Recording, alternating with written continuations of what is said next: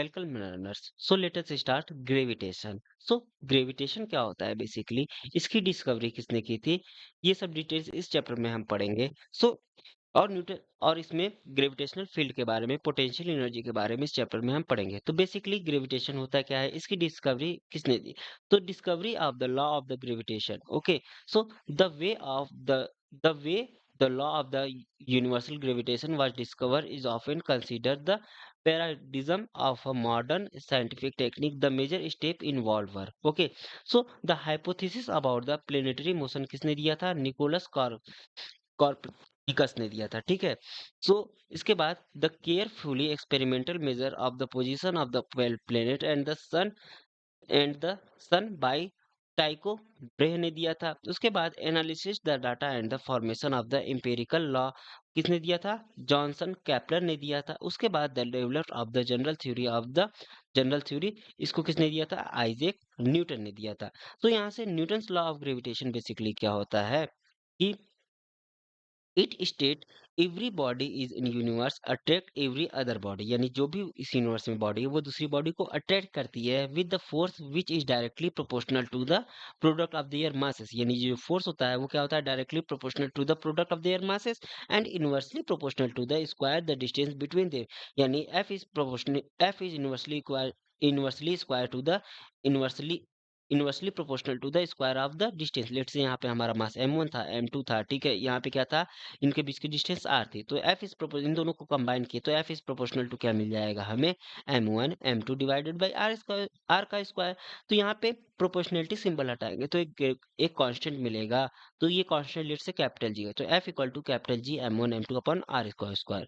इस capital G को हम लोग क्या कहते हैं? यूनिवर्सल ग्रेविटेशनल कांस्टेंट कहते हैं। ओके, सो यहाँ पे हमारा नेक्स्ट क्या है कि note this formula is only applicable for the spherical symmetric masses और पॉइंट मासेस। ये केवल स्फेरिकल सिमेट्रिक मासेस या फिर पॉइंट मासेस के लिए ये फॉर्मूला अप्लीकेबल है।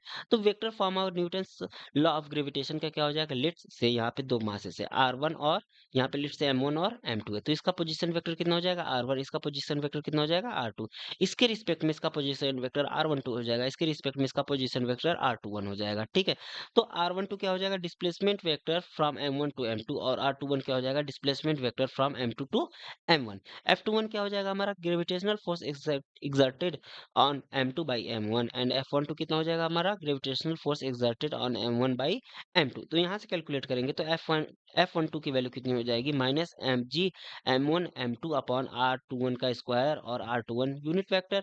तो यहाँ से इसकी वैल्यू कितनी हो जाएगी? माइनस जी m1 m2 अपॉन r21 का क्यूब। यूनिट वेक्टर को हम क्या लिख सकते हैं यहाँ पे? बेसिकली जो यूनिट वेक्टर होता है ना, यूनिट वेक्टर, एक मिनट, ये यूनिट वेक्टर है equal to vector R divided by mod of vector के फॉर्म में हम लिख सकते हैं। तो यहाँ से हमने लिखा तो कितना मिला हमें? माइनस जी m1 m2 अपॉन r12 का क्यूब और ये r21 का वेक्टर। ठीक है, तो निगेटिव साइन क्या स्टेट कर रहा है ये? Wait a minute. तो नेगेटिव साइन क्या शो कर रहा है कि the direction of F12 is opposite to the direction of the R21 के।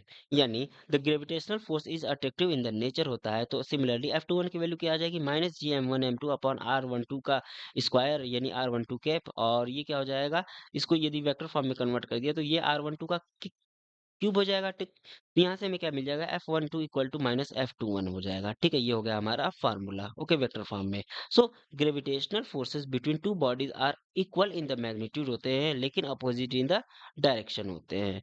सो यहाँ पे हमें नेक्स्ट नेक्स्ट हमारा टॉपिक क्या है कि ग्रेविटेशनल कांस्टेंट। ठीक है, ग्रेविटेशनल कांस्टेंट जी। तो ग्रेविटेशनल कांस्टेंट जी क्या होती है? ये स्केलर क्वांटिटी होती है। इसकी जो एसआई यूनिट होती है, एसआई यूनिट कितनी होती है? इसकी जो वैल्यू होती है 6.67 इंटू 10 के पावर माइनस 11 होती है, और यूनिट न्यूटन मीटर स्क्वायर पर केजी स्क्वायर होती है। सीजीएस इसकी यूनिट कितनी होती है? 6.67 इंटू 10 के power minus 8 dyne centimetre square पर जी का स्क्वायर, और जिसका डायमेंशन फार्मूला क्या होता है? एम के पावर -1, एल के पावर 3 और टी के पावर -2 होता है। So it's value in the same through out the universe. इसकी वैल्यू पूरे यूनिवर्स में सेम है। D does not depend on the nature of the size of the body. ये जी साइज पे डिपेंड नहीं करता है। It is also does not depend upon the nature of the medium. ये मीडियम पे भी नहीं डिपेंड करता। So it was the first find out by scientist Henry Cavendish, ठीक है, हेनरी केवेंडिश के द्वारा इसको सबसे पहले फाउंड किया गया था with the help of the torsion balance, ठीक है, टॉर्जन बैलेंस एक्सपेरिमेंट से। So value of G small there for gravitational force G, यदि जी की वैल्यू हमारे कैपिटल जी की वैल्यू स्मॉल होगी तो ग्रेविटेशनल फोर्स क्या हो जाएगा, ये वीक हो जाएगा, ठीक। So then electrostatic and the nuclear force, इसकी वैल्यू जी की वैल्यू कितनी होती है, माइनस के ऑर्डर में होती है ना, माइनस 11 के ऑर्डर में होती है, ठीक है। तो इसकी वैल्यू जो ग्रेविटेशनल फोर्स की वैल्यू होती है वो इलेक्ट्रोस्टैटिक्स और न्यूक्लियर फोर्स से बहुत ही कम होती है। सो यहाँ पे हमारा नेक्स्ट क्या है, एग्जाम्पल देख लेते हैं इसमें बेसिक, ठीक है। तो जो पहला एग्जाम्पल है वो क्या है, to particle of masses m1 और m1 kg और 2 kg के थे, ये प्लेस किए गए हैं सेपरेशन 50 मीटर के। तो assume that the only forces acting on the particle are their mutual gravitational, find the initial acceleration of a heavier particle। तो यहाँ से F इक्वल टू कितना मिल जाएगा हमें, G M one M two by R square. तो ये force की वैल्यू कैलकुलेट करेंगे सारी वैल्यू पुट करके, तो ये कितना मिल जाएगा हमें, 5.34 इंटू 10 के पावर माइनस 10 न्यूटन। तो यहाँ से एक्सेलरेशन कितना होता है, A equal to F upon M two का ना, तो divide by mass M two, ठीक है। तो यहाँ से इसको कैलकुलेट करेंगे तो हमें कितना मिल जाएगा, 2.67 इंटू 10 के पावर माइनस 10 मीटर पर second square. So this example show that the gravitational is a weak but only this force की bind our solar system and also this universe of all galaxies and other interstellar system. यानी ये हमें example show क्या कर रहा है कि ये जो ग्रेविटेशनल फोर्स होती है वो वीक भले ही होती है, लेकिन ग्रेविटेशनल फोर्स के कारण ही कि ये सारे सोलार सिस्टम, ये इंटरस्टेलर सिस्टम, ये क्या है, आपस में कंबाइंड है। ओके, सो नेक्स्ट एग्जांपल क्या है हमारा, कि टू स्टेशनरी पार्टिकल है, मासेस m1 और m2 के, ये डिस्टेंस d पे रखे गए हैं। A third particle lying on the line joining the particles experience no resultant gravitational forces. What is the distance of the particle from m1। तो यहाँ से क्या हो जाएगा, तो ये लेट से हमारा क्या था, m1 था, m2 था और ये स्मॉल m था। यहाँ पे लेट से इसकी m1 से डिस्टेंस स्मॉल m की कितनी है, r है, और दोनों के बीच की डिस्टेंस क्या है, स्मॉल d है। तो यहाँ पे फोर्स ऑन M1 की बात, फोर्स M1 पे फोर्स की बात करें M के कारण, तो यहाँ से F1 equal to G M1 M by R square हो जाएगा। यदि हम M2 की बात करें तो F2 इक्वल टू यहाँ पे डिस्टेंस, ये कितनी हो जाएगी डिस्टेंस हमारी D माइनस आर ना, तो G M2 M divided by D minus R square. अच्छा, यहाँ पे नेट फोर्स जीरो, यानी F1 इक्वल टू F2 हो जाएगा, F1 इक्वल टू F2 यहाँ से कैलकुलेट कर लेंगे, जो R की वैल्यू आएगी D under the root M1 upon under the root M1 plus under the root M2 आ जाएगी। ओके, सो नेक्स्ट एग्जांपल क्या है हमारा, कि दो पार्टिकल इक्वल मासेस m के, ठीक है, ये each move other in the circular circle of a radius r under the action of their mutual gravitational attraction, find the speed of the each particle, ठीक। तो यहाँ से जो पार्टिकल होगा वो किसके कारण, सेंट्रीपिटल फोर्स के कारण मोशन करेगा, यानी mv² बाई आर, ठीक। और ये इसको प्रोवाइड कौन कराएगा, हमारा ग्रेविटेशनल फोर्स, यानी G M M by two R का स्क्वायर, डिस्टेंस कितनी हो जाएगी, 2r। तो यहाँ से वी स्क्वायर की value G M by 4r मिल जाएगी, यानी वी की value 1/2 under the root G M by R मिल जाएगा हमें। तो नेक्स्ट एग्जांपल क्या है, कि थ्री पार्टिकल्स है ना, each of masses m are separated at the vertical of equilateral triangle side A, ठीक है, यानी ये यहाँ पे प्लेस्ड है। ओके, ये ये इक्विलेटरल ट्रायंगल हो गया, ठीक है। ये क्या है, तीन मासेस स्मॉल m के यहाँ पे प्लेस्ड है, m ये लेट से ये क्या है हमारा a, ठीक, ये ए हो जाएगा, ये बी हो जाएगा और ये सी हो जाएगा, ये इक्विलेटरल ट्रायंगल है और साइड इसका क्या है, ए है, ठीक है, ये साइड ए है। तो the only forces acting on the particle are their mutual gravitational forces है, ठीक। It is described that each particle move in a circle while maintain their original separation A, ठीक, यानी ये सर्कल में move कर रहा है। ओके, लेट्स से ये इस पाथ में हमारा मूव कर रहा है, ठीक है। सो यहाँ पे क्या कह रहा है, it is describe that each particle, okay, so determine the initial velocity that should be given to each particle and the time period of the circular motion. तो यहाँ से एफ रिजल्टेंट कितना हो जाएगा, यहाँ से एफ ए बी का square plus F E का ए सी का square two F A B A C cos, कितना एंगल बनेगा, 60 डिग्री, यानी इसकी वैल्यू कितनी हो जाएगी, under the root 3 G M square divided by A का स्क्वायर, ठीक है।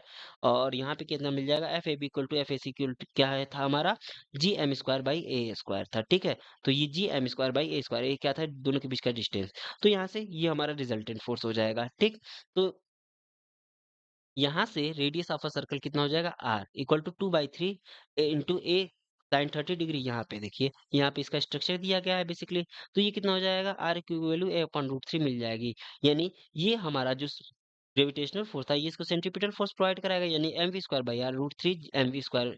यहाँ पे कितना हो जाएगा, यहाँ पे आर की वैल्यू पुट कर देंगे root three by A upon root three ना, तो root three M V square by A. ठीक है, अच्छा, ये जो ग्रेविटेशनल फोर्स है हमारा सेंट्रीपिटल फोर्स प्रोवाइड कराएगा, यानी root three M V square by A equal to कितना हो जाएगा, G M square root three divided by A square, और ये किसके इक्वल हो जाएगा हमारा, यहाँ से वेलोसिटी हमें क्या मिल जाएगा, V equal to under the root G M by A मिल जाएगा। यानी टाइम पीरियड की वैल्यू कितनी थी, two pi R divided by V होती है, यानी टू पाई आर की value V upon root three, और वी की वैल्यू यहाँ पे पुट करते हैं under the root G A upon G M. ठीक है, यानी कि टाइम पीरियड की वैल्यू कितनी आ जाएगी, two pi and under the root A cube upon three G M मिल जाएगा हमें। ठीक है, ये हो गया इसके लिए फाइनल आंसर। सो यहाँ पे अच्छा, ये जो रिजल्टेंट फोर्स था ये एफ ए बी के कारण इधर, एफ ए सी के कारण इधर, और एफ ए के कारण इधर, तो रिजल्टेंट फोर्स यहाँ से कैलकुलेट किया था हमने। ओके, तो यहाँ पे इन दोनों के बीच का एंगल कितना है हमारा, इन दोनों के बीच का एंगल ये है 60 डिग्री। ठीक, ओके, और इसके साथ सो नेक्स्ट क्वेश्चन क्या है हमारा, वेट अ मिनट, यहाँ पे नेक्स्ट क्वेश्चन क्या है कि दो सॉलिड स्फीयर है, ठीक है, सेम साइज के हैं, और metals are placed in the contact by touching each other, ऐसे रखे गए हैं। ठीक है, तो prove that the gravitational force acting between them is directly proportional to fourth power of their radius, ये हमें प्रूफ करना है। तो यहाँ पे क्या हो जाएगा, weight of the sphere may be assume to be concentrated at their centre. So यहाँ से एफ की वैल्यू कितनी हो जाएगी, जी। अच्छा, एम वन की वैल्यू कितनी हो जाएगी, मास क्या होता है हमारा बेसिकली, मास इक्वल टू यहाँ पे डेंसिटी इंटू वॉल्यूम ना। अच्छा, वॉल्यूम कितना होता है स्फीयर के लिए, फोर बाई थ्री पाई, और यहाँ पे आर क्यूब। ठीक है, तो यहाँ से कितना हो जाएगा, four by three pi R cube rho, ये एम वन के लिए, ये एम टू के लिए, और डिस्टेंस दोनों के बीच की टू आर, तो यहाँ से इसको कैलकुलेट करेंगे तो हमें कितना मिल जाएगा, फोर बाई नाइन जी पाई का स्क्वायर रो का स्क्वायर आर के पावर फोर, यानी फोर्स हमारा क्या है, डायरेक्टली प्रोपोर्शनल टू आर के पावर फोर, ये प्रूफ हो गया। सो हम एक एग्जांपल सॉल्व कर लेते हैं, let us wait a minute, so wait a minute, so let us, यहाँ पे the mass m split into the two parts, small m and capital M minus m। ठीक है, उसके बाद क्या कह रहा है, which are then separated by a certain distance whose ratio, what ratio m i capital M will be maximize the gravitational force between the part, यानी f की वैल्यू कितनी हो जाएगी हमारे इन दो मासे से, एक m और एक capital M minus small m divided by R square. तो ये G divided by R square, ये इसका क्या हो जाएगा, small M capital M minus M का स्क्वायर हो जाएगा। अब हमें मैक्सिमम चाहिए ना, तो मास के रिस्पेक्ट में मैक्सिमम चाहिए, यानी D F upon D M की वैल्यू कितनी होनी चाहिए, जीरो हो जाएगी। जब हम इसको डिफ्रेंशिएट करेंगे जीरो, तो यहाँ से एम माइनस टू एम की वैल्यू कितनी मिल जाएगी, जीरो, यानी यहाँ से एम बाई एम का रेशियो जो हो जाएगा वो वन अपॉन टू हो जाएगा, ये इसके लिए हो जाएगा आंसर, मैक्सिमम फोर्स के लिए मास का रेशियो वन अपॉन टू मिलेगा। ओके, सो यहाँ पे नेक्स्ट एग्जांपल सॉल्व करते हैं। बेसिकली इसमें क्या कहा गया है कि एक थीन रॉड है, मास कैपिटल एम का, एंड लेंथ क्या है इसका, एल है, is bend in a semi circle as shown in the figure, यहाँ पे। ठीक है, so what is the gravitational force both magnitude and direction on a particle with mass M at O, the centre of curvature कितना दिया गया, the centre of the curvature, so what should be the force on M, force on small m if the rod is in the form of the complete circle। ठीक है, तो यहाँ से पहला part solve करते हैं। ठीक, तो consider element of rod of length DL shown in the figure, यहाँ पे क्या करते हैं, एक डीएल लेंथ कट करते हैं। उसके बाद figure treating if a point मास, ये क्या हो जाएगा, इसका पॉइंट मास कितना हो जाएगा, ये इसका हो जाएगा, टोटल मास m था, लेंथ क्या था, divided by L, m by L capital M by L, और ये छोटे से लेंथ के लिए डीएल हो जाएगा। ठीक है, तो इसका क्या हो जाएगा, इस यूनिट लेंथ का मास हो जाएगा, situated at a distance R from P. ठीक है, ये क्या है, ये ओ से पी पॉइंट पे है। तो gravitational force due to this element on the particle will be कितना हो जाएगा, डीएफ इक्वल टू, छोटे से लेंथ के लिए छोटा सा ना, तो डीएल इक्वल टू, अच्छा, ये जो डीएल हो जाएगा वो क्या होता है, यहाँ पे angle equal to arc upon radius होता है ना, तो एंगल कितना है, D theta equal to R क्या है, D L upon radius R हो जाएगा, तो यहाँ से डीएल की वैल्यू कितनी मिल जाएगी हमें, आर डी थीटा मिल जाएगी। ठीक है, तो यहाँ से डीएल की वैल्यू हम क्या पुट कर देंगे, आर डी थीटा पुट कर देंगे, तो यहाँ से हमें क्या मिल जाएगा बेसिकली कि अलॉन्ग ओपी हो जाएगा, डायरेक्शन क्या हो जाएगा, अलॉन्ग ओपी हो जाएगा। ठीक है, तो DL equal to R D theta. ठीक, तो यहाँ से हमें फोर्स की वैल्यू मिल गई। So the component of the force along X and Y axis में ये डिवाइडेड हो जाएगा। तो डी एफ एक्स की बात करें तो यहाँ से यदि हम इस डायरेक्शन की बात करें तो यहाँ से हमें क्या मिल जाएगा, डी एफ कॉस थीटा मिल जाएगा, ठीक है। और ऊपर की ओर क्या मिल जाएगा हमें, D Y sorry D F sine theta मिल जाएगा, ठीक। ये हो जाएगा हमारा एक्स डायरेक्शन में और ये वाई डायरेक्शन में हो जाएगा, ठीक है। तो यहाँ से बेसिकली हमें क्या मिल जाएगा कि D F equal to D F cos theta मिल जाएगा। यहाँ पे डी एफ हो गया ये, और कॉस थीटा डी थीटा, ठीक है। और डी वाई की वैल्यू यहाँ पे हो गई डी एफ साइन थीटा, तो यहाँ से डी एफ एफ वाई की वैल्यू मिल जाएगी। तो यदि हम एफ एक्स की बात करें तो हमें कहाँ से एंगल मेजर करना पड़ेगा, ये एंगल हमारा 0 डिग्री से लेके कहाँ तक जा रहा है, 0 से पाई तक जा रहा है ना, यहाँ से 0 से, और ये कहाँ पे जा रहा है, ये ओवरऑल हमारा कंप्लीट कर रहा है पाई, यानी 0 से पाई तक लेके हम इसको क्या करेंगे, इंटीग्रेट कर देंगे, यानी हमें एक्स डायरेक्शन में फोर्स की वैल्यू कितनी मिल जाएगी, 0 मिल जाएगी, क्योंकि कॉस थीटा का साइन थीटा होता है और 0 टू पाई के लिए ये 0 मिल जाएगा हमें, ठीक है। सो अब हम क्या करेंगे, वाई डायरेक्शन की बात कर लेते हैं। तो वाई डायरेक्शन के लिए G M M by L R, और 0 से पाई साइन थीटा का इंटीग्रेशन माइनस कॉस थीटा होता है, यहाँ से पुट करेंगे तो 2 pi G M M by L square मिलेगा, ठीक है, क्योंकि L equal to R by pi यहाँ पे पुट कर देंगे। तो यहाँ से जो टोटल मिलेगा वो क्या मिल जाएगा, फोर्स दोनों का रिजल्टेंट फोर्स एफ एक्स का स्क्वायर प्लस एफ आई का स्क्वायर अंडर द रूट ले लेंगे, यानी यहाँ से केवल एफ एक्स तो जीरो हो गया, यानी एफ आई मिलेगा, और ये क्या मिलेगा हमें 2 pi G M M by L का स्क्वायर, ठीक है। ये हो गया हमारा फाइनल आंसर इसके लिए, यानी resultant force is along the Y axis and has a magnitude कितना हो जाएगा इसके लिए, 2 pi G M M by L square हो जाएगा। यदि हमारा ये कंप्लीट सर्कल हो ना, तो हमारा क्या हो जाएगा, एफ एक्स की वैल्यू 0 से लेके 2 पाई तक लाई करेगी, कॉस थीटा और इसका कितना हो जाएगा, ये हमें 0 मिल जाएगा, और एफ आई की वैल्यू ये 0 से 2 पाई, यानी ये भी हमें 0 मिल जाएगा, यानी रिजल्टेंट फोर्स यहाँ पे क्या मिलेगा, at point M at O due to that इंगेज 0 मिलेगा, यानी रिजल्टेंट फोर्स की वैल्यू 0 आ जाएगी, एफ एक्स भी 0 और एफ आई भी 0, ठीक है। सो नेक्स्ट हमारा इसमें कुछ इंपॉर्टेंट की पॉइंट है कि पहला क्या है कि ग्रेविटेशनल फोर्स हमेशा अट्रैक्टिव होता है। सेकंड क्या है कि gravitational force are develop in form of the action and the reaction pair के फॉर्म में ये जनरेट होता है, hence obey Newton's third law of motion, ये न्यूटन्स के थर्ड लॉ को फॉलो करता है। So it is dependent independent of the nature of the medium, ये इंडिपेंडेंट होता है, किसी भी मतलब किसी भी मीडियम में रख दिया जाए तो ग्रेविटेशनल फोर्स की वैल्यू सेम होती है, ठीक है। ये मीडियम चेंज करने पे ग्रेविटेशनल फोर्स की वैल्यू चेंज नहीं होती है between two masses and the presence और absence of other bodies, okay. So इसमें नेक्स्ट क्या है कि ग्रेविटेशनल फोर्स क्या होती है, वो सेंट्रल फोर्सेस होती है, okay. Us they act on the line joining of the central of to bodies, ठीक। ये लाइन ज्वाइनिंग इसका डायरेक्शन क्या होता है, line joining of the two masses के अलोंग इसका डायरेक्शन होता है। सो नेक्स्ट क्या है, द ग्रेविटेशनल फोर्सेस आज कंजर्वेटिव फोर्सेस होती है, यानी ये क्या होती है, कंजर्वेटिव फोर्सेस ग्रेविटेशनल फोर्स होती है, यानी कि work done by the gravitational forces not depended upon the path, यानी इसके लिए जो वर्क डन होता है वो पाथ पे डिपेंड नहीं करेगा। If any particle moves along the closed path under the action of a gravitational force, then the work done by this force is always zero मिल जाएगा हमें, क्योंकि ये पाथ इंडिपेंडेंट है, okay.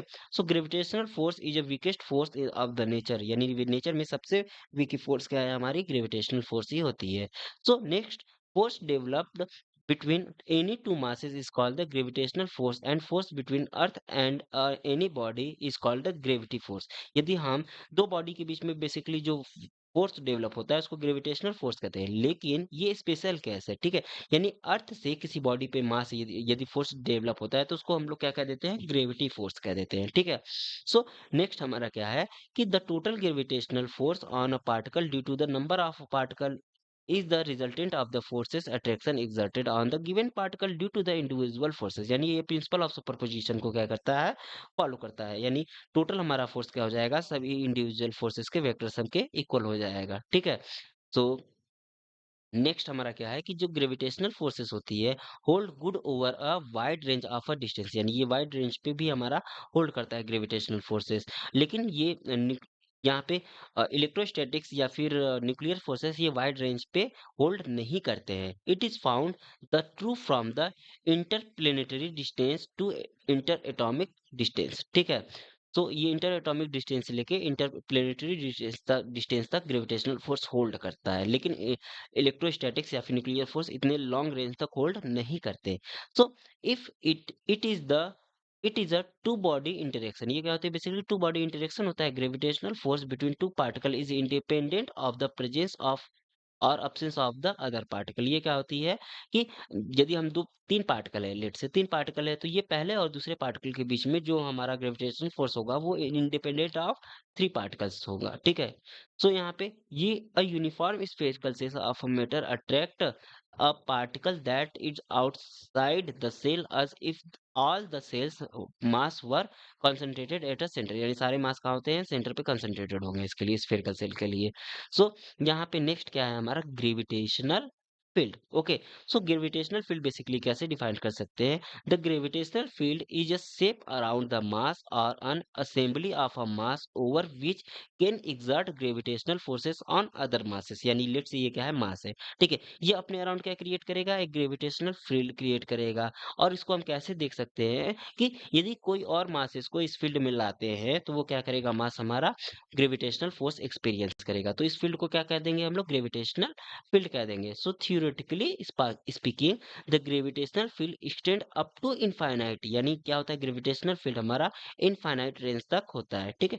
However, in actual practice, the gravitational fields may become too weak to measure beyond a particular distance। यानी यदि ए, ये theoretically क्या होता है कि जो ग्रेविटेशनल फील्ड होती है वो इनफाइनाइटली लॉन्ग होती है, लेकिन प्रैक्टिकली ये बहुत दूर ज्यादा डिस्टेंस जाने पे ग्रेविटेशनल जो फील्ड होता है वो हमारा क्या होता है, वीक पड़ जाता है। क्योंकि जो ग्रेविटेशनल फील्ड होता है ना, वो क्या होता है, इनवर्सली प्रोपोर्शनल टू 1/r² होता है। सो यहाँ पे ये क्या हो जाएगा, डिस्टेंस यदि बहुत ज्यादा बढ़ जाता है तो ग्रेविटेशन, यदि डिस्टेंस हम इनफाइनाइट ले ले, डिस्टेंस को क्या करें हम इनफाइनाइट ले ले, तो यहाँ पे ग्रेविटेशनल फील्ड की वैल्यू क्या हो जाएगी, जीरो हो जाएगी एट इनफाइनाइट, यानी बहुत ज्यादा वीक हो जाएगा। सो वेट अ मिनट। तो यहाँ पे नेक्स्ट हमारा इसमें क्या आ जाएगा कि ग्रेविटेशनल फील्ड इंटेंसिटी यानी आईजी, या ये इसको आईजी या फिर ईजी से रिप्रेजेंट करेंगे। तो ग्रेविटेशनल फील्ड इंटेंसिटी की जो वैल्यू होती है वो क्या होती है कि gravitational force acting per unit mass at any point in the gravitational field is known as the gravitational field intensity. यानी आईजी इक्वल टू क्या होता है, F/m। IG equal to IG या फिर ईजी इक्वल टू कितना होता है हमारा, F/Fg/m, ठीक है। यानी इसकी वैल्यू कितनी आ जाएगी, Gm/r²। आईजी की वैल्यू कितनी आ जाती है, Gm/r² होती है, ठीक है। और ये क्या होता है, ये निगेटिव में होता है, ओके, माइनस में होता है। सो यहाँ पे नेक्स्ट हमारा क्या आता है कि गोल्डन की पॉइंट इसके लिए कुछ, जो ग्रेविटेशनल पहला क्या है गोल्डन की पॉइंट इसके लिए, वेट अ मिनट। जो ग्रेविटेशनल फील्ड इंटेंसिटी होती है वो क्या होती है, वेक्टर क्वांटिटी होती है। इसकी जो डायमेंशन होता है L⁻⁻² होता है और यूनिट क्या होता है, न्यूटन पर केजी होता है। तो अज बाय डेफिनेशन आईजी की वैल्यू क्या होती है, F/m होती है। यानी that which F equal to क्या मिल जाएगा हमें, MIG मिल जाएगा। So force on a point mass M is multiplication of a intensity of a field and the mass of point mass. Okay, so यदि हम सॉलिड स्फीयर की बात करें, वेट अ मिनट, ओके, यदि हम यहाँ पे क्या है हमारा सॉलिड स्फीयर है, ठीक है, यहाँ पे क्या है स्फेरिकल सेल है, ठीक। यहाँ पे लेट से हमारा आर डिस्टेंस पे एम मास है और यहाँ पे भी आर डिस्टेंस पे स्मॉल एम मास है, ठीक। यहाँ पे ये जो स्फीयर, सॉलिड स्फीयर का मास है कैपिटल एम और कैपिटल एम है, ठीक। यहाँ पे R is greater than, small R is greater than capital R के लिए आई आउटसाइड यानी इंटेंसिटी, यहाँ पे ग्रेविटेशनल फील्ड इंटेंसिटी आउटसाइड हमें कितनी मिल जाएगी, Gm/r² मिल जाएगी। यहाँ भी आउटसाइड सेम ही मिलेगा, Gm/r²। और एट सरफेस पे कितना मिल जाएगा, ये Gm/r² मिल जाएगा, ये भी एट सरफेस पे Gm/r² मिल जाएगा। लेकिन स्फेरिकल सेल के लिए इनसाइड जो ग्रेविटेशनल फील्ड इंटेंसिटी होती है वो जीरो होती है। और सॉलिड स्फीयर के लिए इनसाइड जो electric sorry gravitational field intensity होती है वो कितनी होती है, Gm/r² यानी Gm small R by capital R का क्यूब, यानी 4/3 πg r रो होती है, ठीक है। ये इनसाइड के लिए इतना होता है, लेकिन स्फेरिकल सेल के लिए हमारा जीरो होता है क्योंकि अंदर कोई मास नहीं है, इसमें क्या है अंदर मास है। ओके, सो यहाँ पे यदि हम ग्राफ ड्रा करें आईजी और आर के बीच में, यानी ये हो गया आईजी और आर के बीच में हमारा ग्राफ क्या आ जाएगा, पहले कांस्टेंट जाएगा, ये सॉलिड स्फीयर के लिए हो गया, ये कांस्टेंट जाएगा, फिर क्या करेगा ये डिक्रीज करेगा, ओके। लेकिन स्फेरिकल के सेल के लिए अंदर तो जीरो होता है और ये यहाँ से फिर हमारा ये पॉइंट आर पे जाएगा और ये डायरेक्ट आर से हमारा ये डिक्रीज करेगा, ठीक है। तो ये हो गया ग्राफ, ओके। सो नेक्स्ट हमारा क्या है, gravity, wait a minute, gravity next हमारा क्या है, gravity. In Newton's law of gravitational, gravitation is the force of attraction between two bodies, ठीक है। ग्रेविटेशन क्या होती है कि दो फोर्स होती है, दो बॉडी, अट्रैक्शन फोर्स होती है दो बॉडी के बीच में। If one of the bodies is earth, यानी पहला बॉडी क्या हो, यदि अर्थ हो then the gravitational is known as the gravity, तब हम ग्रेविटेशनल को ही ग्रेविटी कह देते हैं, ठीक है। Hence gravity is the force by which earth attract a body towards its center. It is a special case of a gravitational, okay।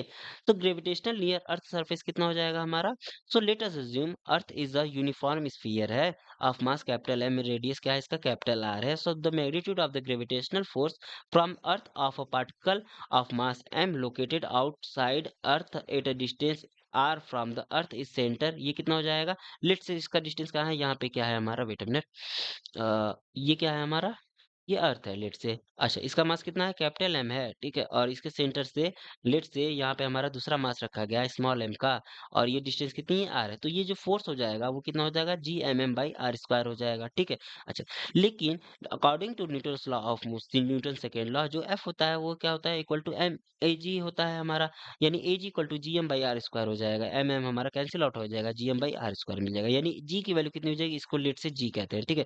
तो जी की वैल्यू कितनी हो जाएगी, G M by R square में मिल जाएगी, ठीक। यदि ये हमारा सरफेस पे हो, यदि ये हमारा सरफेस पे होता है तो एक्सेलरेशन कितना हो जाएगा, यदि सरफेस एट, सरफेस, ठीक है, एट सरफेस की बात करें तो हमें क्या मिल जाएगा, ए जी इक्वल टू कितना मिल जाएगा, जी मिल जाएगा। और यहाँ पे स्मॉल आर इक्वल टू कितना मिल जाएगा, capital R. Radius of the earth कितना है, let's say radius of the earth capital R है। तो G equal to G M by R square मिल जाएगा, और इसकी वैल्यू कैलकुलेटेड होती है कितनी, 9.8 मीटर पर सेकेंड स्क्वायर, ठीक है। So how any a G value measure at a given location will differ from the a G value calculated with the equation due to the three reason, यानी ए जी की value, हमारी जी की value ये हमारी change हो सकती है तीन कारणों की वजह से, ठीक है। पहला जो रीजन है, जो अर्थ मास होता है वो यहाँ पे नॉट डिस्ट्रीब्यूटेड यूनिफॉर्मली, ये यूनिफॉर्मली डिस्ट्रीब्यूटेड नहीं होता है, ठीक है। सेकेंड रीजन क्या है, जो अर्थ है वो हमारा परफेक्टली स्फीयर नहीं है। और थर्ड रीजन क्या है, जो अर्थ है हमारा वो क्या करता है, रोटेट करता है, ठीक है। रोटेशन की वजह से जो जी की वैल्यू होती है वो वेरी करती है। इन तीनों रीजन की वजह से हमारी जो जी की वैल्यू होती है वो वेरी करेगी, ओके। सो यहाँ पे नेक्स्ट हमारा क्या है कि गोल्डन की पॉइंट, तो इन फॉर्म ऑफ डेंसिटी जी को क्या लिख सकते हैं, जी इक्वल टू क्या होता है हमारा, G M E by R E का स्क्वायर, ठीक है। अच्छा, जी बाई आर ई का स्क्वायर, एम ई को क्या लिख सकते हैं, मास इंटू डेंसिटी, मास कितना, सॉरी वॉल्यूम इंटू डेंसिटी, तो वॉल्यूम कितना हो जाएगा, 4/3 pi R E cube into rho, यानी जी की वैल्यू यहाँ से कितनी मिल जाएगी हमें, 4/3 पाई जी आर ई रो मिल जाएगी, ठीक है। यानी जी हमारा प्रोपोर्शनल क्या हो जाएगा, हमारा आर ई के, ठीक है। यानी यदि एम कांस्टेंट हो तो ये हमें क्या मिल जाएगा, G is inversely proportional to R square मिल जाएगा यहाँ से इस इक्वेशन से, ठीक है। यानी परसेंटेज वेरिएशन क्या हो जाएगा, up to 5%, delta G by G कितने हो जाएगा हमारा, ये 2 बगल में आ गया, -2 हो गया ये, और delta R E by R E मिल जाएगा, ठीक है। यदि हमारा एम और radius of a planet, if small changes in occurs in del M and R, then क्या हो जाएगा, G equal to G M E by R square होता है, डेल्टा जी बाई जी क्या हो जाएगा हमारा, delta M by M -2 delta R E by R E हो जाएगा। यानी यदि आर हमारा कांस्टेंट हो तो डेल्टा जी बाई जी क्या हो जाएगा, डेल्टा एम बाई एम में हो जाएगा। यदि हमारा एम कांस्टेंट हो तो डेल्टा जी बाई जी क्या हो जाएगा, -2 और delta R E by E हो जाएगा। ये हो गया हमारा परसेंटेज इरर, इसके इरर हो गया, ठीक है। सो ये हो गया फार्मूले इसके लिए बेसिकली कुछ। सो नेक्स्ट जो टॉपिक है वो हमारा क्या है, variation in the acceleration due to the gravity, यानी जो ग्रेविटी है, जो एक्सीलरेशन ऑफ द ग्रेविटी है, उसमें वेरी होने के क्या रीजन हो सकते हैं। जो पहला रीजन यहाँ पे दिया गया है, ड्यू टू एल्टीट्यूड, यानी हाइट के कारण। यदि हम कह लें कि लेट्स से कि ड्यू टू एल्टीट्यूड हाइट, यदि हम कह लें कि अर्थ पे हमारा ग्रेविटी तो जी होता है, उसकी वैल्यू कितनी होती है, G M E by R E का स्क्वायर होती है। Let's say H height above, H height earth के सरफेस से एच हाइट एबव जी की वैल्यू कितनी हो जाएगी। तो यहाँ से क्या करेंगे, यहाँ पे हमें फॉर्मूला पता था, फॉर्मूला क्या था बेसिकली, ए जी ना। तो यहाँ से ए जी, लेट्स से ये जी एच कह लेते हैं, ए जी को क्या कह लेते हैं हम लोग, जी एच कह लेते हैं। ये कितना हो जाएगा हमारा, जी एम ई, और ये आर ई का स्क्वायर था ना, ये आर का स्क्वायर था। यहाँ से आर कितना हो जाएगा हमारा बेसिकली, एच हाइट ऊपर है ना, यानी आर ई प्लस एच हो जाएगा। तो यहाँ से ये कितना मिल जाएगा हमें, जी एम ई और divided by R E plus H का होल स्क्वायर मिल जाएगा, ठीक है। ये हो गया, हमें मिल गया। यानी जी एच, अब हम क्या करेंगे, जी एच बाई जी का रेशियो फाइंड करेंगे। जी कितना था हमारा, G M E by R E का स्क्वायर था। इन दोनों का रेशियो फाइंड करेंगे तो जी एच बाई एच की वैल्यू की जी एच बाई जी की वैल्यू कितनी हो जाएगी, आर ई का square divided by R E plus H का होल स्क्वायर। अब हम क्या करेंगे, इसमें आर ई स्क्वायर कॉमन ले लेते हैं, यानी one plus H by R E का होल स्क्वायर मिल जाएगा। आर ई का स्क्वायर कैंसिल आउट हो जाएगा, यानी ये मिल जाएगा हमें one plus H by R ई के पावर माइनस टू। अच्छा, ये बाइनोमियल एक्सपेंशन अप्लाई करते हैं। यहाँ पे क्या हो जाता है, binomial expansion one plus x के पावर माइनस एन, इसकी वैल्यू कितनी होती है, यदि हायर पावर को यदि हम निग्लेक्ट करें तो इसकी वैल्यू कितनी होती है, वन प्लस, सॉरी ये प्लस में है ना, तो ये हो जाएगा one minus N X, one minus N X ये मिलेगा। ठीक है, ये हो गया बाइनोमियल एक्सपेंशन से हमारा फॉर्मूला। तो इसकी वैल्यू कितनी हो जाएगी, one minus two H by R ही हो जाएगी, यानी जी एच की वैल्यू कितनी हो जाएगी, जी एच इक्वल टू हमारा जी और multiply by one minus two H by R ही मिल जाएगा। ये हो गया हमारा रिलेशन। ठीक है, यदि हम हायर पावर को निग्लेक्ट कर दे तो। सो यहाँ पे इस पे एक एग्जांपल सॉल्व कर लेते हैं। बेसिकली इस एग्जांपल में क्या क्या कहा गया है कि two equal masses है m and m are hung from a from a balance whose scale planes differ in the vertical height h. Determine the error in the weighing in terms of the density of the row. यानी g की value कितनी होती है, gh की value g one minus two H by R ही होती है, यानी w टू माइनस w1 क्या हो जाएगा, m g two minus m g1, यानी m two two M G, और यहाँ पे जी टू और जी वन की वैल्यू पुट करते हैं, यानी H one upon R one R E हो जाएगा और minus H two upon R E हो जाएगा, यानी two G M by R E का स्क्वायर। ठीक है, यहाँ पे जी की वैल्यू क्या होती है, G M E by R E का स्क्वायर। ठीक है, यहाँ पे ये पुट कर दिया, यानी एच बाई आर ई हो जाएगा।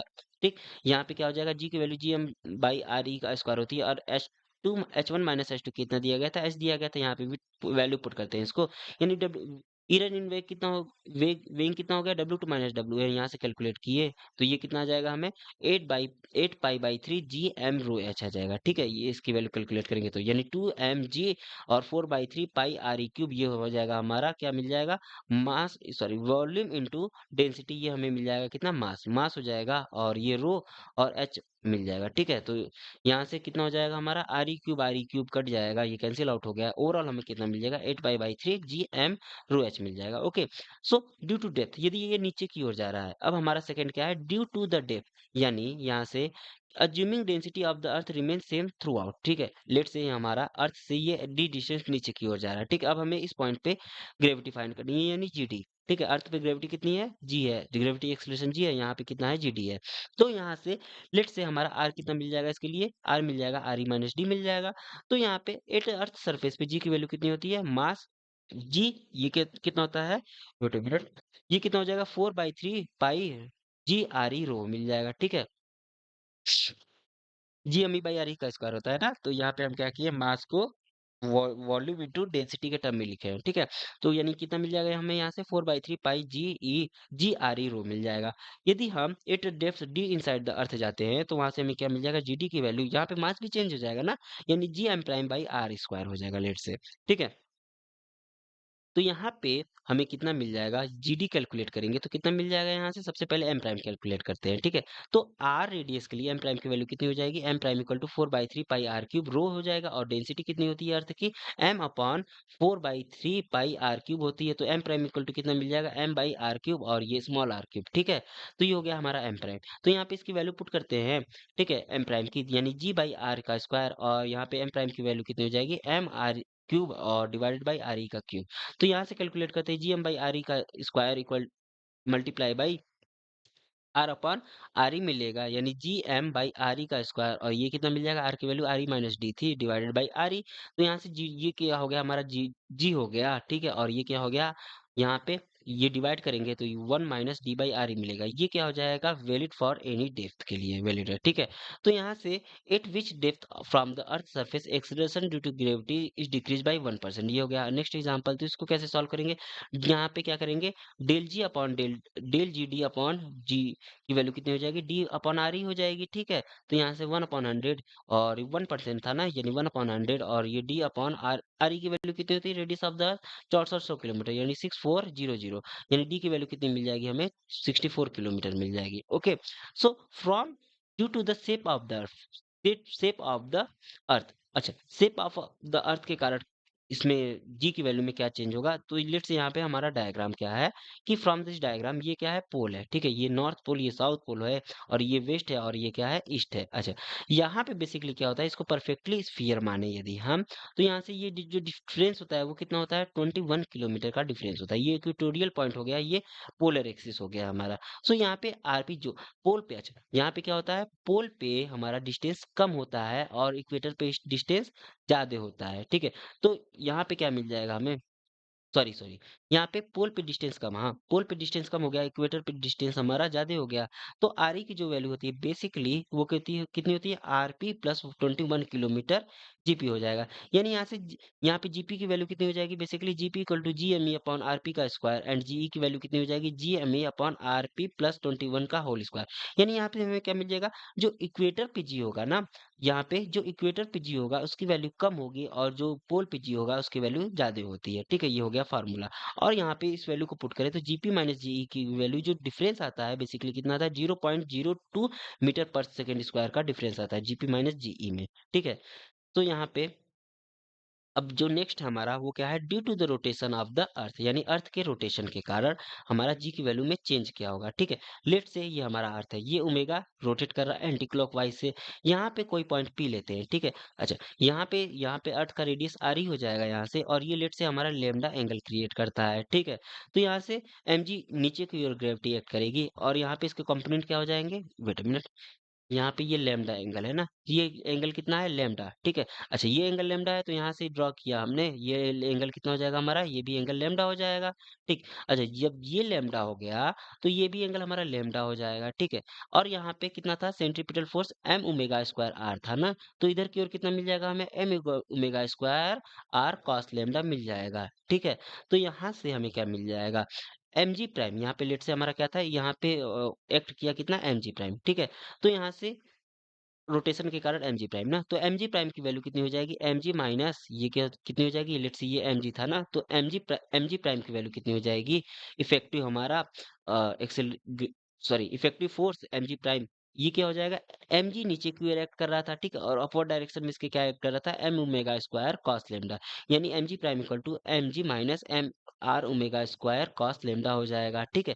अब यहाँ से जी प्राइम की जो वैल्यू आएगी ये कितनी आएगी यहाँ से, G minus R omega square cos lambda आएगी, ठीक। अच्छा, from triangle O M P की बात करें तो ये ओ एम पी की बात करें, इस ट्रायंगल में हमें क्या मिल जाएगा, आर इक्वल टू कितना मिल जाएगा, ये आर इक्वल टू हमें मिल जाएगा आर ई, इसका आर ई है, और इस डायरेक्शन में इसका प्रोजेक्शन कितना हो जाएगा, आर ई कॉस लेमडा ना, तो आर इक्वल टू हमें क्या मिल जाएगा, आर ई कॉस लेमडा मिल जाएगा, ठीक। अब हम क्या करते हैं, इस आर की वैल्यू को यहाँ पे पुट करते हैं, यानी G prime equal to G minus R E omega square cos omega cos इस कॉस स्क्वायर लेमडा, ये हो गया हमारा फाइनल आंसर, ठीक है। यानी रोटेशन के कारण जो चेंज होगा ग्रेविटी में वो इतना ही चेंज होगा। यदि हम लेटीट्यूड की बात करें, ठीक है, लेटीट्यूड यानी यहाँ पे बात करें, ठीक, तो यहाँ से हमारा जो लेमडा होगा वो तो जीरो होगा एंगल, ठीक है। यानी it's mean at equator G minimum की वैल्यू कितनी होगी, ये जीरो होगा, ठीक है। कॉस जीरो की वैल्यू कितनी होती है, वन होती है, यानी जी ई इक्वल टू कितने मिल जाएगा इक्वेटर पे, G minus R E omega square मिल जाएगा, ये मिनिमम होगा। अच्छा, मैक्सिमम की बात करें तो ये लेमडा मैक्सिमम होता है, और ये कहाँ होता है हमारा, पोल पे होगा। तो पोल पे हमारा कितना हो जाएगा, जी प्राइम मैक्स मिलेगा, और ये कितना मिल जाएगा, जीपी इक्वल टू जी मिल जाएगा, क्योंकि cos 90 डिग्री की वैल्यू जीरो होती है, यानी जीपी इक्वल टू जी के इक्वल मिलेगा, ठीक है। और यहाँ से रोटेशन के कारण जो चेंज होता है वो कितना होता है, जीपी माइनस जी की वैल्यू कितनी होती है रोटेशन के कारण चेंज, ये होता है 0.03 मीटर पर सेकेंड स्क्वायर मिलता है, ठीक है।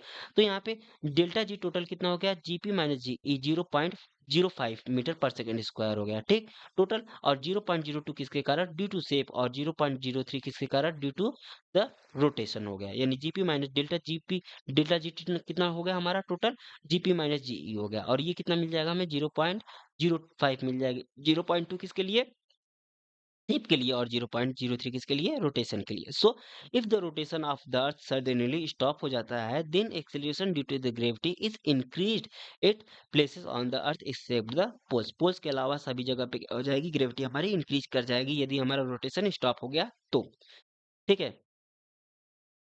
सो नेक्स्ट हमारा क्या है, ग्रेविटेशनल पोटेंशियल। तो late us start gravitational potential. So basically इसको कैसे डिफाइन कर सकते हैं हम कि gravitational field around the material body can be describe not only by the gravitational intensity but also by the scalar function. Scalar function भी से भी हम इसको क्या कर सकते हैं, डिस्क्राइब कर सकते हैं। ओके, सो ग्रेविटेशनल पोटेंशियल भी क्या होता है हमारा, gravitational potential is the amount of a work done bringing a body of a unit mass from infinity to that point without changing its kinetic energy। यानी gravitational potential वो amount of work done होता है जब हम किसी एक unit mass को infinite से किसी एक गिवन पॉइंट पे लाते हैं और उसका बिना काइनेटिक एनर्जी चेंज किए लाते हैं। ठीक है, तो वो हमारा क्या होता है, ग्रेविटेशनल पोटेंशियल होता है और इसको डिनोट करते हैं W by M, work done by mass से। ठीक है, तो gravitational force of a unit mass m at a point A कितना हो जाएगा, जी एम, और ये divide by G M, let say unit mass m 1 था, बाई एक्स स्क्वायर यानी G M by X square हो जाएगा। ठीक, तो ये ग्रेविटेशनल फोर्स की वैल्यू थी, G M by X square थी। ठीक है, यूनिट मास लिया था इसलिए 1 ले लिया। ठीक है, तो ये वर्क डन कितना हो जाएगा, एफ डॉट डी एक्स हो जाएगा, यानी G M by X square dot D X हो जाएगा। अब हम क्या करेंगे, इनफाइनाइट से आर पॉइंट पे ला रहे हैं ना, यानी एफ डॉट डी एक्स होता है फोर्स, तो इसको कैलकुलेट करेंगे तो ये मिल जाएगा हमें minus G M by R, यानी ग्रेविटेशनल पोटेंशियल की वैल्यू क्या आ गई, minus G M by R आ गई। ओके, सो यहाँ पे this work done is measure the gravitational potential at a point P, V P equal to minus G M by R. यानी if R equal to infinite then V infinite पे हमारा क्या हो जाएगा, R equal to infinite ले तो we infinite पे हमें जीरो मिल जाएगा। Hence the gravitational potential in maximum at infinite, यानी ग्रेविटेशनल पोटेंशियल मैक्सिमम कहाँ होती है, इनफाइनाइट पे होती है, as it is negative quantity at a point पे, क्योंकि ये नेगेटिव क्वांटिटी है। Okay, so if R equal to R E ले तो gravitational potential at a surface की वैल्यू कितनी हो जाएगी, V S equal to minus G M E by R E हो जाएगा। तो इस पे कुछ गोल्डन की पॉइंट है कि ग्रेविटेशनल पोटेंशियल क्या है, स्केलर क्वांटिटी होती है और इसकी यूनिट एंड डायमेंशन क्या होती है, जूल पर KG and L two T के पावर माइनस टू होती है। तो वर्क डन क्या हो जाएगा, माइनस डब्ल्यू बाई एम हो जाएगा, यानी F dot D R divided by M हो जाएगा। H F by M equal to one ले तो वी की वैल्यू कितनी हो जाएगी, minus I dot D R, यानी वी आई कितनी, डी वी की वैल्यू माइनस वन मिल जाएगी, यानी डी आर, और आई की वैल्यू कितनी मिल जाएगी, minus D Y by D V by D R. यानी ये जो इलेक्ट्रिक फील्ड इंटेंसिटी हो गया आई, वो क्या होता है, equal to minus DV upon D R होता है। ये हो गया हमारा फार्मूला। ओके, सो माइनस इसलिए क्योंकि ये पोटेंशियल ग्रेडियंट है। ओके, सो केस वन की बात करते हैं, सॉलिड स्फीयर के लिए आउटसाइड क्या होता है हमारा, minus G M by R होता है, और ये होलो स्फीयर के लिए भी same minus G M by R होता है। ठीक है, यदि हम इनसाइड की या सरफेस की बात करें तो वी सरफेस पे कितना होता है, minus G M by capital R, और ये क्या होता है, कितना होता है, minus G M upon capital R. ये हॉलो स्फीयर के लिए हो गया, ये सॉलिड के लिए। ओके, ये किसके लिए है, सॉलिड के लिए, और ये किसके लिए है, हॉलो के लिए। ठीक है, तो यहाँ पे यदि हम अब इनसाइड की बात करें, यदि हम इनसाइड की बात करें तो यहाँ से सॉलिड स्फीयर के लिए कितना होता है, minus G M upon two R cube और three R square minus R square होता है। और यदि हम हॉलो स्फीयर की बात करें तो वी इनसाइड कितना होता है, minus G M by R होता है इसके लिए। ठीक है, यदि हम सेंटर की बात करें तो सेंटर पे हमें कितना मिल जाएगा इसके लिए, G M upon G M, sorry three by two G M by R मिल जाएगा सेंटर पे, मॉड ऑफ सेंटर की वैल्यू। ठीक है, यानी यहाँ पे वी सेंटर कितना होता है, three by two times at V surface की वैल्यू के लिए होता है। ये हमको हो गया हमारा फार्मूला। ओके, सो नेक्स्ट क्या आता है, gravitational self energy as a uniform sphere के लिए हम कैलकुलेट करें तो ये कितना आता है, consider a sphere of a radius कितना है आर, मास कितना है इसका एम है, यूनिफॉर्मली डिस्ट्रीब्यूटेड है। Consider a stage of a formation at which the radius of a spherical core कितना है, स्मॉल आर है। Let it mass will be कितना हो जाएगा, four by three pi R cube rho हो जाएगा इसके लिए। ठीक है, सो यहाँ पे क्या मिल जाएगा, वेयर रो क्या है, डेंसिटी ऑफ द सेफ है। Let through an additional mass the radius of the core is increase by D R, let say ये डी आर इंक्रीज कर रहा है the form of the spherical layer over the core. Okay, तो यहाँ से हमारा energy क्या हो जाएगा, एनर्जी हो गया माइनस जी एम। ठीक है, ये क्या हो जाएगा, जी एम बाई आर होता है ना, minus G M by R होता है, तो ये क्या हो जाएगा, हमारा डेंसिटी हो जाएगा। और एक छोटे से इस पोर्शन के लिए हमारा मास जो होगा वो क्या होगा, four pi R square D R into rho हो जाएगा।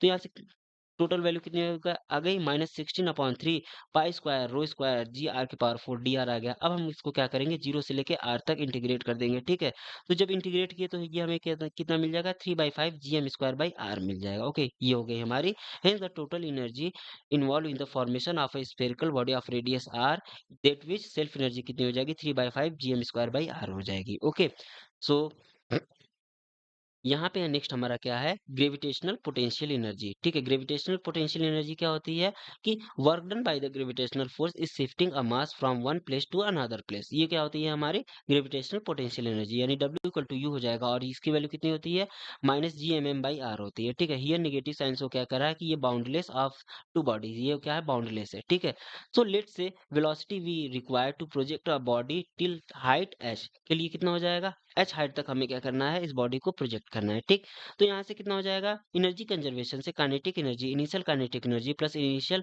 Potential energy equal to final kinetic energy plus final potential energy. ठीक है, अब यहाँ पे इनिशियल काइनेटिक एनर्जी कितनी हो जाएगी, लेट से इसका हाफ एम बी स्क्वायर है। ठीक है, और इनिशियल पोटेंशियल एनर्जी -Gm/r है अर्थ पे। अब ये क्या हो गया हमारा फाइनल पोजीशन। अच्छा, फाइनल पोजीशन पे हमारा काइनेटिक एनर्जी क्या होता है, यहाँ पे वेलोसिटी, इस पॉइंट पे वेलोसिटी जीरो यानी काइनेटिक एनर्जी जीरो, और पोटेंशियल एनर्जी कितनी हो जाएगी, -Gm, और हाइट कितनी है इसकी, यहाँ से R E plus H height है। ठीक है, तो यहाँ से हाफ एम बी स्क्वायर की वैल्यू कितनी आ गई, Gm/r का स्क्वायर आ गया, यानी -Gm/r प्लस एच आ गया। ठीक, यहाँ से कैलकुलेट करेंगे, Gm कॉमन हो जाएगा वन, यानी 1/r -1/r प्लस एच। इसको कैलकुलेट करेंगे तो यहाँ से हमारा फाइनल जो आंसर आएगा वी स्क्वायर इक्वल टू कितना आ जाएगा, 2gh/1 प्लस h/r ई, यानी ये वी स्क्वायर का वेलोसिटी का फार्मूला हो गया। ठीक है, इस पॉइंट पे यानी कितनी वेलोसिटी हमें रिक्वायरमेंट होगी इसको एच हाइट तक डिस्प्लेस करने के लिए अर्थ से एबव। ठीक, तो यहाँ से इसको कैलकुलेट करेंगे फाइनली, तो यहाँ से कितना आ जाएगा, maximum height reaches by the body projected by the velocity v from the earth surface. ठीक है, मैक्सिमम हाइट कितना हो जाएगा, यहाँ से h कैलकुलेट करेंगे तो ये इसकी वैल्यू आएगी V square R E divided by 2gr minus V square आ जाएगा if reference point is taken to the earth surface u equal to mgh ले। तो यहाँ से ये क्या है हमारा, अर्थ सरफेस से हमने लिया, इसको क्या लिया है, अर्थ सरफेस के रिस्पेक्ट में लिया, यानी हाइट यहाँ पे हो गया, इसके लिए वेलोसिटी हो गया एच पॉइंट तक के लिए। ठीक है, ये हो गया हमारा फाइनल आंसर इसके लिए। So thanks.